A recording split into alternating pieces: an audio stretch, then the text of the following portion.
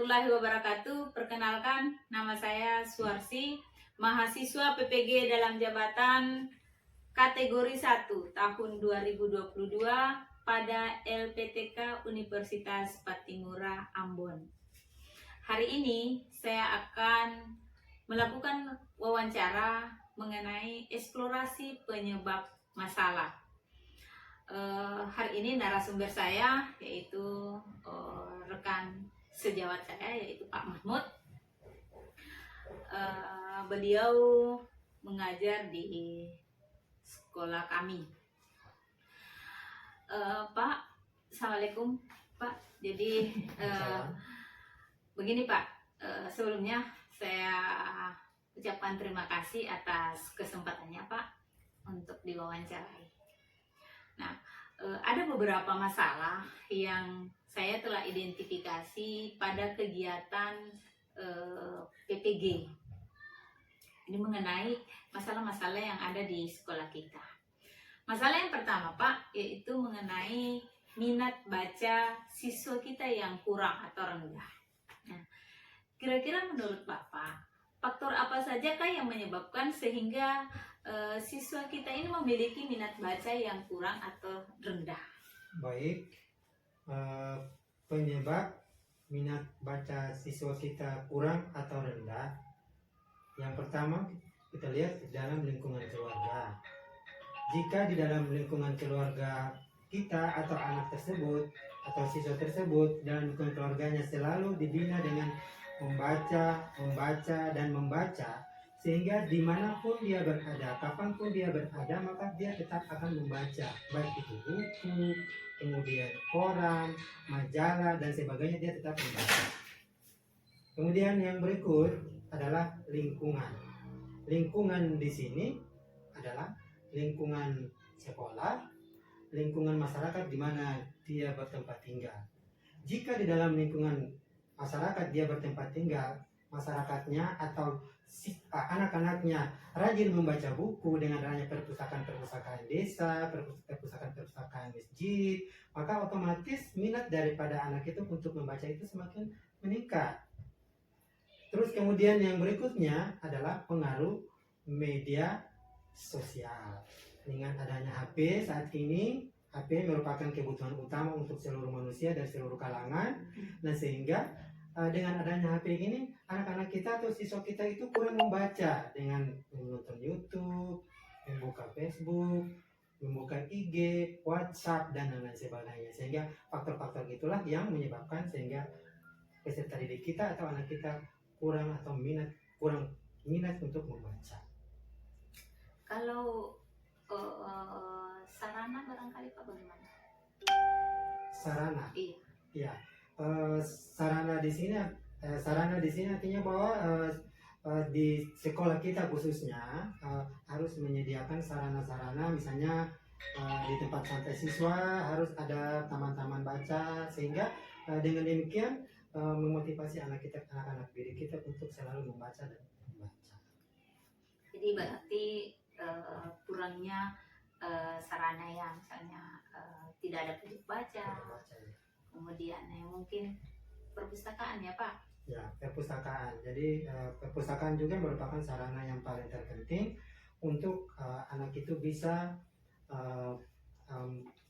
memotivasi anak itu untuk minat bacanya lebih tinggi dengan menyediakan perpustakaan yang menyenangkan, buku-buku yang disediakan itu buku-buku pelajaran, buku fiksi, non fiksi. Dengan demikian anak-anak termotivasi untuk membaca. Ya, jadi tidak harus buku belajar saja yang ada di perpustakaan. Oke, Pak.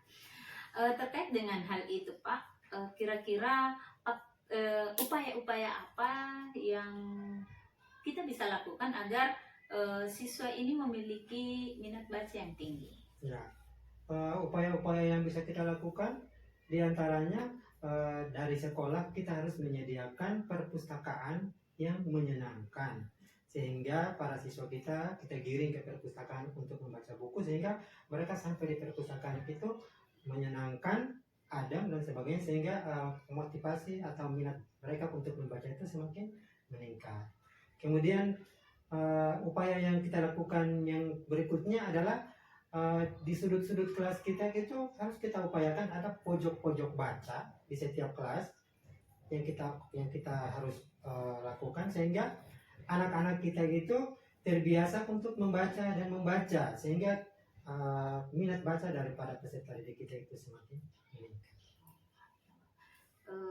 Jadi harus menyediakan pojok-pojok Ya, baca. sarana dan prasarana. Kemudian yang tadi yang saya bisa simpulkan dari Pak bahwa buku yang harus disiapkan ini bukan hanya Berupa buku pelajaran, tapi ada buku fiksi, yang lain. kemudian non-fiksi dan sebagainya.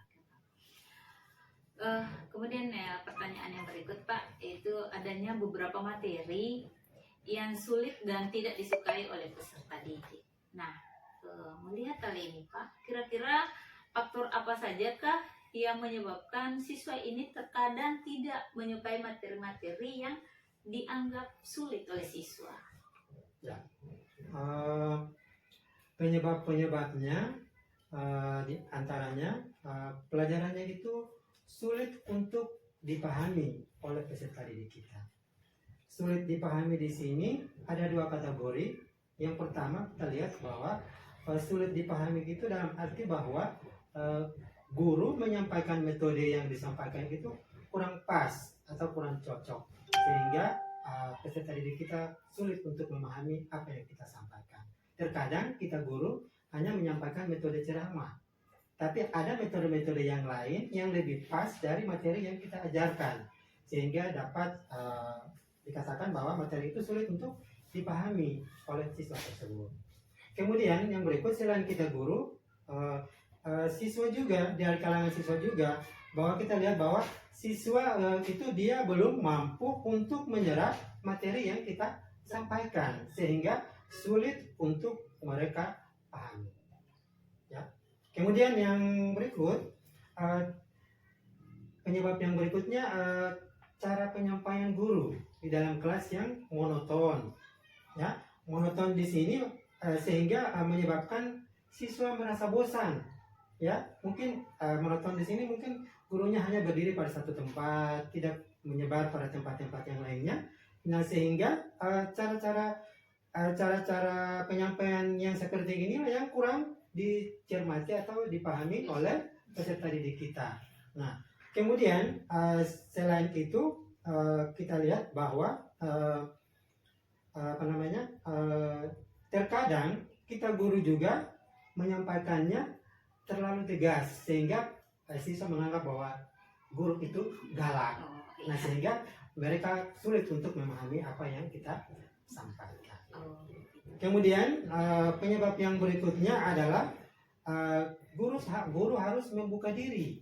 Membuka diri di sini dalam arti bahwa guru tidak pernah melakukan evaluasi terhadap pelajaran yang dia berikan.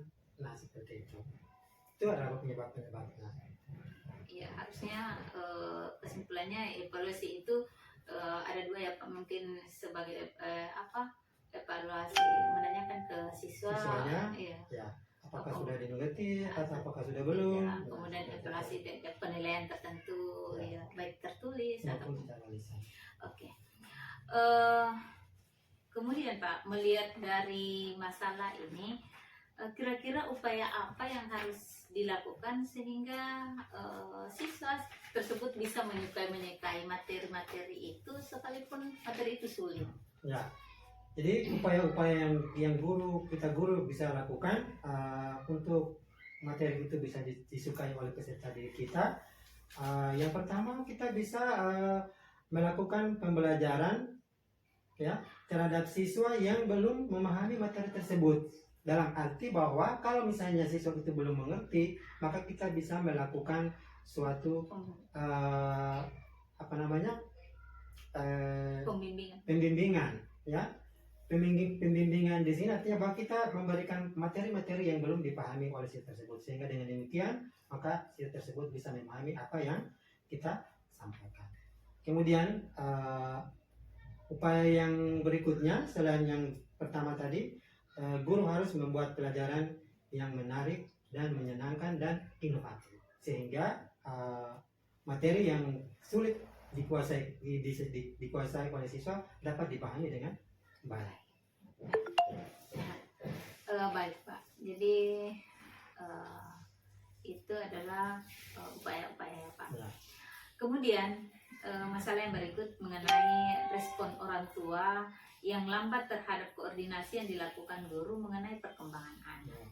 Nah, kira-kira apa yang menyebabkan sehingga orang tua itu terkadang lambat dalam merespon koordinasi yang sudah dilakukan guru? Jadi terkadang kita lihat ya bahwa salah satu faktor penyebab yang mengakibatkan respon orang tua itu terlambat atau kurang cepat. Yang pertama kita lihat bahwa anak tersebut dia tinggal dengan orang tua wali atau misalnya dia tinggal ngekos. Nah, sehingga respon orang tua itu lambat karena dia tinggalnya sendiri, ya kan? Karena dia tinggalnya sendiri. Kemudian yang kedua adalah orang tua kesibukan orang tuanya dalam bekerja. Nah, sehingga dia tidak punya waktu untuk meluangkan waktunya ke sekolah untuk berkoordinasi dengan guru di sekolah tentang perkembangan daripada anak tersebut. Kemudian selain itu ada juga kita lihat bahwa orang tua biasanya dia beranggapan bahwa tanggung jawab sepenuhnya itu ada pada guru di sekolah. Tapi sebenarnya itu salah, bahwa tanggung jawab anak itu bukan hanya dari guru, tapi orang tua juga. Itulah penyebab-penyebabnya. Kira-kira Pak, dengan penyebab-penyebab seperti itu, kira-kira langkah-langkah apa yang dapat kita ambil atau yang bisa diambil oleh sekolah agar komunikasi antara guru dan orang tua itu bisa cepat mendapat respon? Jadi upaya-upaya yang bisa kita lakukan itu mungkin dengan kita melakukan koordinasi atau kunjungan ada dari orang tuanya, ya, baik itu melalui lisan ataupun tulisan, ya, bisa kita mengirimkan surat atau misalnya kita telepon orang tuanya sehingga orang tuanya bisa tahu tentang perkembangan daripada anak tersebut. Itu upaya. Kemudian upaya yang berikutnya adalah membuat jadwal. Kita buat jadwal pertemuan antara orang tua dengan guru. Ya, kapan kita membuat jadwal pertemuan? Misalnya kita panggil orang tuanya, lalu kemudian kita menyampaikan bahwa Bu, anaknya tadi seperti ini, perkembangan anak ibu tadi sekolah seperti ini. Nah, kemudian yang berikutnya mungkin kita bisa melibatkan orang tua siswa di dalam kegiatan-kegiatan kita di sekolah. Nah, sehingga orang tua juga bisa tahu tentang keberadaan anak kita di sekolah pada saat kegiatan-kegiatan seperti itu. Seperti kegiatan-kegiatan seni, ya, kemudian bakti sosial, ya, atau ulang tahun sekolah, ya, dan sebagainya. Kemudian Pak, baik Pak, kemudian kita lanjut ke permasalahan yang berikut, yaitu mengenai guru yang belum optimal dalam menerapkan proses pembelajaran inovatif atau guru yang masih mengajar dengan gaya konvensional. Kira-kira faktor apa saja yang menyebabkan guru belum optimal dalam menerapkan proses pembelajaran inovatif? Ya, faktor-faktornya itu kita lihat ya bahwa pemahaman daripada guru terhadap pembelajaran inovatif itu masih rendah. Nah, sehingga guru belum optimal di dalam menerapkan proses pembelajaran yang bersifat inovatif karena minimnya pemahaman guru terhadap pembelajaran yang bersifat inovatif. Kemudian yang kedua kita lihat bahwa materi yang diajarkan oleh bapak dan ibu guru itu terlalu banyak, ya, sehingga bapak dan ibu guru hanya mengejar materi ini agar cepat terselesaikan dengan baik, tapi tanpa melihat kembali bahwa apakah materi yang disampaikan tadi itu sudah dipahami oleh siswanya ataukah belum. Kita sekedar hanya mengejar materi kita agar cepat terselesaikan.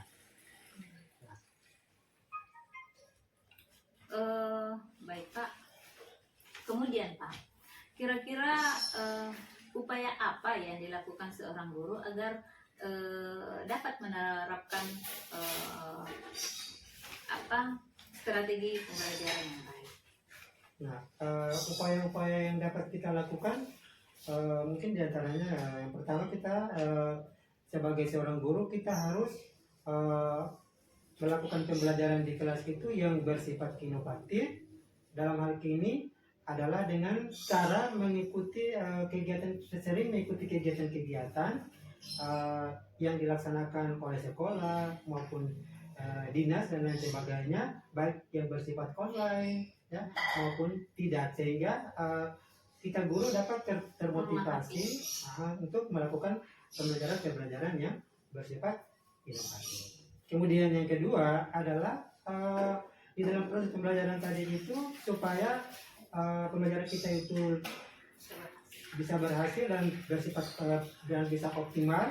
Nah, maka yang paling terpenting adalah kita harus mengetahui atau bisa memahami tentang metode apa kira-kira yang harus kita gunakan atau yang cocok di dalam proses pembelajaran tadi. Terkadang materi yang kita gunakan tidak sesuai dengan metode yang kita gunakan, sehingga belum tentu siswa tersebut secara belum optimal untuk memahami atau menerima apa yang kita sampaikan. Iya Pak. Berikut Pak, yaitu masalah pada pembelajaran di kelas sebagian besar Oke Pak, yang yaitu masalah yang berikut yaitu sebagian besar guru belum maksimal dalam memanfaatkan TIK pada pembelajaran di kelas.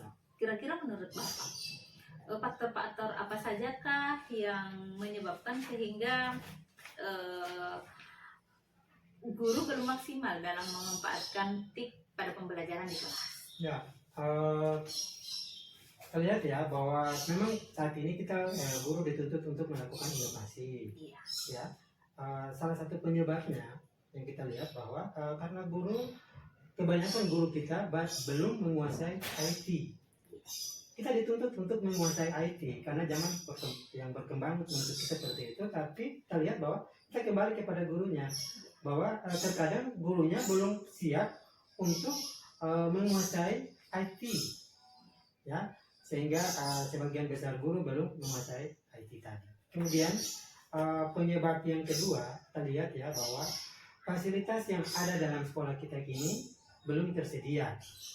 Misalnya kita lihat ya bahwa seharusnya di dalam proses pembelajaran di kelas itu Infokus sudah tersedia, sehingga kita guru datang tinggal hanya menggunakannya saja. Ya, fasilitas-fasilitas yang tersedia di sekolah kita. Kemudian yang berikutnya, penyebab yang berikutnya mungkin dari segi biaya. Mungkin seorang guru belum punya biaya untuk bisa membeli laptop. Nah, sehingga itu merupakan salah satu faktor penyebab yang menyebabkan sehingga sebagian besar guru kita itu belum menguasai tentang IT. Kira-kira Pak, dalam hal ini kira-kira upaya guru, kira-kira apa yang dilakukan sehingga kita bisa mengkombinasikan TIK dalam pembelajaran di kelas? Ya, jadi upaya-upaya kita itu untuk melakukan kombinasi dalam proses pembelajaran kita di kelas dengan menggunakan IT itu, upaya-upaya kita yang bisa kita gunakan adalah yang pertama kita lihat bahwa karena tuntutan zamannya. Iya. Karena tuntutan zaman, maka kita harus berlatih dan berlatih. Iya. Sehingga mau dan tidak mau, suka dan tidak suka, maka kita harus bisa mengetahui IT. Sehingga kita dituntut untuk bisa melakukan pembelajaran yang bersifat inovatif, iya. Kemudian bisa bersifat yang bersifat pembelajaran yang memanfaatkan IT. Kemudian yang kedua, upaya kita yang kedua bahwa dengan kita melakukan pembelajaran TIK di kelas itu sangat menyenangkan dalam arti bahwa siswa itu dia gembira atau menarik di dalam melihat materi-materi yang akan kita sampaikan dengan kita menggunakan pembelajaran T. Kemudian upaya yang berikutnya ya, dengan kita melakukan pembelajaran dengan menggunakan T, maka siswa itu dapat menerima informasi yang terbaru dalam kehidupan mereka. Yang tadinya guru cuma hanya datang memberikan ceramah lalu kemudian menulis di papan tulis, sekarang guru datang dengan melakukan pembelajaran dengan menggunakan IT. Jadi ada pengetahuan baru yang terjadi dalam kehidupan peserta didik kita. Oke Pak. Iya Pak, terima kasih banyak ini sudah selesai identifikasinya. Sekali lagi saya ucapkan terima kasih Pak.